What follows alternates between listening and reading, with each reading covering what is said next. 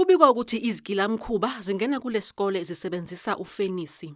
Bangena ngofenisi, kunerabuli ngaphandle kwafenisi, bagibela khona, babeka oblankethi bese beyangena la kune-razor wire khona, bese bengena esikoleni, bese befike bavula amafastela, bawayabhodloza amafastela, bese bafike lapho bangene ngaphezulu kusilingi. Kubikwa ukuthi sekuyiminyaka lesikole singenawo ugesi kulandela ukwebiwa kwengqalasizinda yawo ngo-2023. Ingane ekseni siyenza ugesi ungekho. Izinto zamawindi engavaleki lapha zike zishawa amakhazi ekseni, azikwazi ukufunda kahle. Ugesi awukho, like izinto eziningi njengama-computer, because even ama-computer kuthiwa wasekho.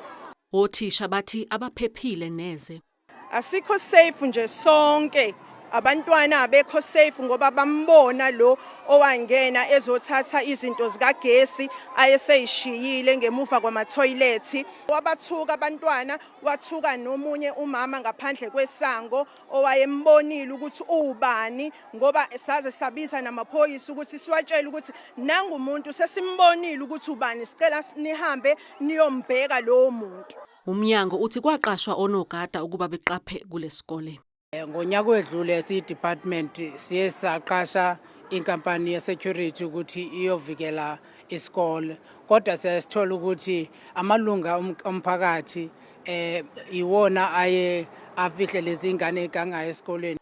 Umnyango uthi uzohlangana nabazali kanye namalungu omphakathi ngoLwesihlanu ukuzothola isisombululo kulenselele.